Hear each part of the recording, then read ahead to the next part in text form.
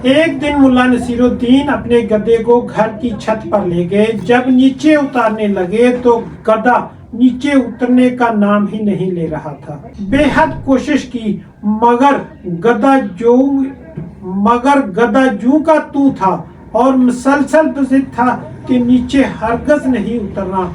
आखिरकार मुल्ला थक हार कर खुद नीचे आ गए और इंतजार करने लगे कि शायद गधा खुद ब खुद नीचे उतर आए। थोड़ी देर गुजरी तो मुल्ला ने महसूस किया कि गधा छत को लातों से तोड़ने की कोशिश कर रहा है। मुल्ला परेशान हो गए कि छत तो बहुत नाजुक है, ना इतनी मजबूत है, ना इसकी मुतहम्मल है कि इसकी लातों को सह सके।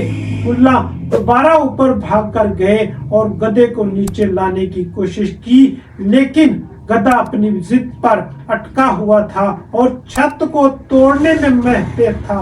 मुल्ला आखिरी कोशिश करते हुए उसे दोबारा धक्का देकर सीढ़ियों की तरफ लाने लगे।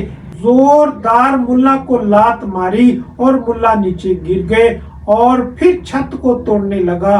बलाखिर छत टूट गई और गधा छत समेत जमीन पर आ गिरा। मुल्ला काफी देर तक उस वाकया पर गौर करते रहे और इससे 3 सबक अखज किए। नंबर 1, कभी भी गधे को मकामे बाला पर नहीं ले जाना चाहिए।